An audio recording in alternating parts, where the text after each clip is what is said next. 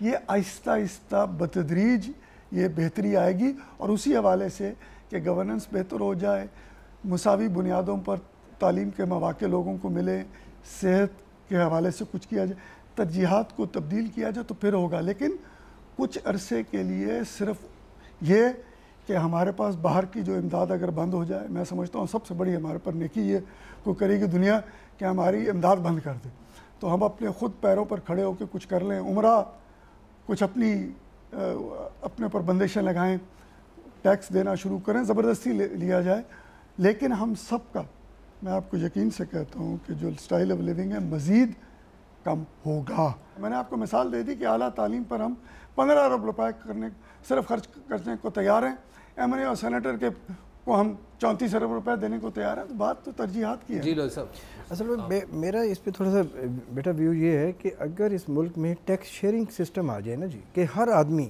چاہے وہ agriculture sector میں ہے، چاہے وہ بیوٹی پارلر چلا رہا ہے، چاہے وہ کوئی اور بزنس کر رہا ہے، ٹیکس شیئرنگ چاہے وہ 10 روپے کی شیئر کرے، اس سے آٹومیٹکلی آپ کا ٹیکس بیس انہینس ہو جاتا ہے۔ اور دوسرا یہ کہ ٹیکس سسٹم کو تھوڑا سا آپ لبرلائز کریں، آفیسر کی فائل جو ہے اس کے کمرے سے فائل باہر نکلے، کمپیوٹرائز سسٹم کے اوپر بندہ خود اپنی ریٹرن، امریکہ میں گھر بیٹھے لوگ ریٹرن فائل کرتے ہیں۔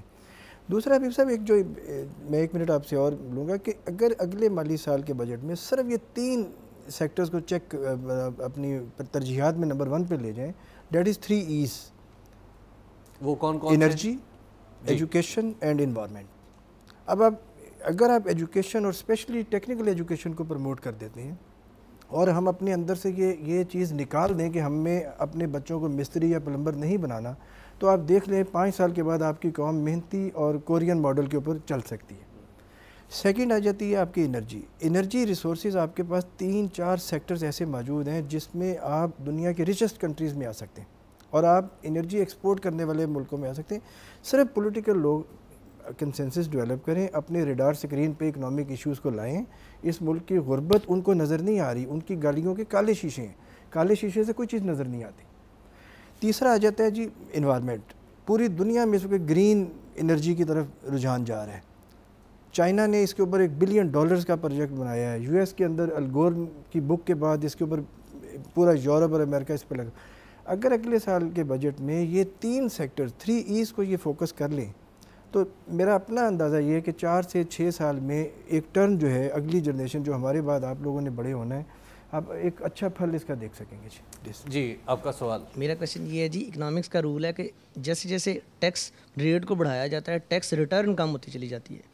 تو پچھلے دن ہم یہ ڈاکٹر فیض پاشا صاحب کا یہ بیان آیا تھا کہ جی ہم مجبور ہیں کہ ہم ٹیکس ریٹ کو ہم زیادہ کریں گے، تو وہی بات آ گئی جیسے ظفر اقبال صاحب نے کہا تھا کہ ٹیکس ریٹ کو نہیں بڑھانا چاہیے، ٹیکس نیٹ کو بڑھانا چاہیے، زیادہ سے زیادہ لوگوں کو اس میں انکلوڈ کرنا چاہیے تاکہ لوگوں پہ برڈن، جو لوگ ٹیکس دے رہے ہیں ان پہ برڈن کم ہوگا، وہ زیادہ موٹیویشن کے ساتھ کام کریں گے۔ لیکن اس کے لیے تو اب جو ٹیکس ڈپارٹمنٹ والے، ریونیو والے وہ کام کریں گے۔ مشرف دور میں 1000 کرپٹ لوگوں کی لسٹ بنی تھی کہ جن کے اوپر کوئی کرپشن چارجز تھے، لیکن ان کو بھی دوبارہ بعد میں ریسٹور کر دیا گیا۔ تو جب تک چیک اینڈ بیلنس نہیں ہوگا، ان لوگوں کو سیک نہیں کیا جائے گا، تو ہم لوگ تو صرف ڈسکشن ہی کرتے رہیں گے اس کے اوپر، تو آگے کام نہیں چلے گا۔ جی اس سوال کا ہم جواب لیتے ہیں ٹیکس ریفارمز کے حوالے سے، لیکن ابھی وقت ہو گیا ایک بریک کا۔ آپ دیکھتے رہیے بدلتا پاکستان۔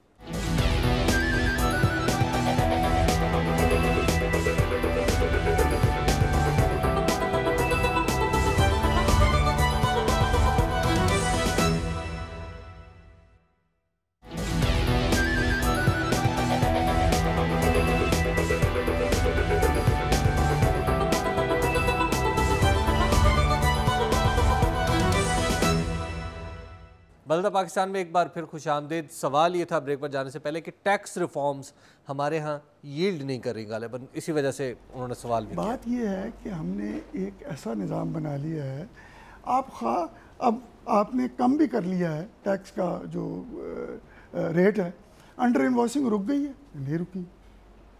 افغان ٹرانزٹ ٹریڈ، یہ بیٹھے ہیں ظفر اقبال صاحب، آپ نے افغان ٹرانزٹ ٹریڈ کا کچھ کر لیا؟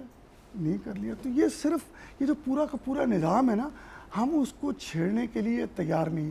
ہم بھارت کے ساتھ اپنی ساتھ مل کر کوئی دوستی کو آگے چلانا نہیں چاہتے، اس فوج کا ہم کچھ کرنے کو تیار نہیں ہیں، ٹھیک ہے؟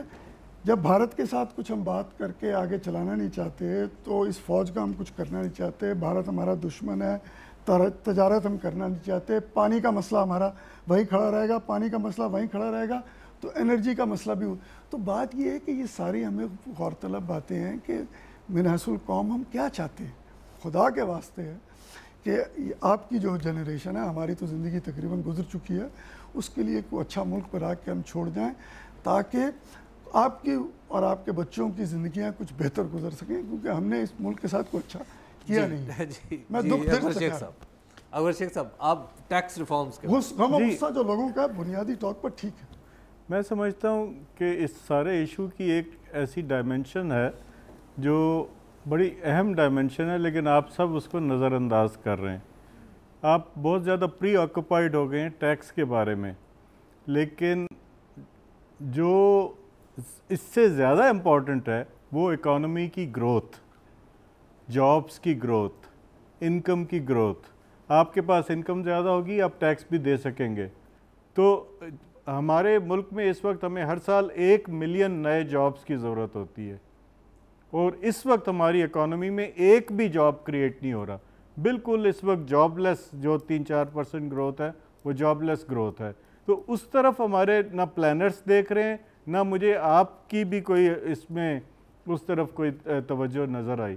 تو میری ریکویسٹ یہ ہوگی کہ آپ وہ انکوائر کریں اپنے پلانر سے, اپنے پولیٹیشین سے, کہ آپ اکانومی کی گروتھ کے لیے کیا کر رہے ہیں. جی آپ کا کوشچن. جی عوام کا جتنا بھی ٹیکسز سے اور دوسرے سورسز سے پیسہ وصول کیا جاتا ہے وہ ملک کے مفاد کی بجائے وہ اپنی ذاتی مفادات پہ خرچ کرتے ہیں. جب تک وہ اپنی ذاتی مفادات کو ترجیح دیں گے ملک کی مفاد پہ, تب تک ہمارا سسٹم کیسے چینج ہو سکتا ہے. یہ عوام کی مفاد کے لیے ہماری گورنمنٹ نے ایسی کوئی پالیسی نہیں بنائی, ایسا کوئی بھی اصول جو ہوتا ہے, ایسا کوئی بھی رول وہ عوام کے لیے نہیں ہوتا. یہ ہماری جتنے بھی حکمران ہیں ان کی ذاتی مفادت کے لیے ہوتا ہے, اور ایسا ہوتا آ رہا ہے, اور ایسا ہر گورنمنٹ آنے والی ایسے ہی کرتی ہے کہ ہم نے ان کو اسی لیے الیکٹ کیا جاتا ہے. پرسیپشن یہ ہے. پرسیپشن بالکل ٹھیک ہے. ایک میں آپ کو انٹرسٹنگ ڈیفینیشن ٹیکس کی دے دوں جو کہ شاید آپ لوگ پسند نہ کریں گے. Taxation is transfer of resources from an efficient sector which is private sector to an inefficient sector which is public sector یعنی گورنمنٹ. جی یہ پرسیپشن کا جو حوالے سے آپ نے میڈم بڑی اچھی بات کی ہے. اس کو ایکچولی یہ جو بحث ہے نا اس کا کوئی احاطہ نہیں ہے, اس کو ہم کسی جگہ پہ جا کے کنکلوڈ نہیں کر سکتے. مطلب یہ ایک ایسی بحث ہے آپ گھنٹوں بیٹھے رہیں اس کو ختم نہیں کیا جا سکتا. ابھی جس جھیل کو ہم بہت کہہ رہے ہیں کہ یہ پتہ نہیں اللہ نعوذ باللہ کوئی ہم پہ, یہ میں سمجھتا ہوں کہ اللہ تعالیٰ کی طرف سے آپ لوگوں کے لیے ایک تحفہ ہے. یہ ایک بہت بڑا اللہ تعالیٰ نے آپ کو ایک انعام دیا ہے, اور پتہ نہیں کس کے صدقے دیا ہے اس کے بارے میں تو خدا ہی بہتر جانتا ہے. لیکن آنے والے وقت میں انشاءاللہ تعالیٰ آپ اس تحفے سے بھرپور فائدہ اگر اٹھانا چاہیں گے تو اس سے اٹھا سکیں گے. ہزاروں میگا واٹ بجلی وہاں سے آپ حاصل کر سکیں گے.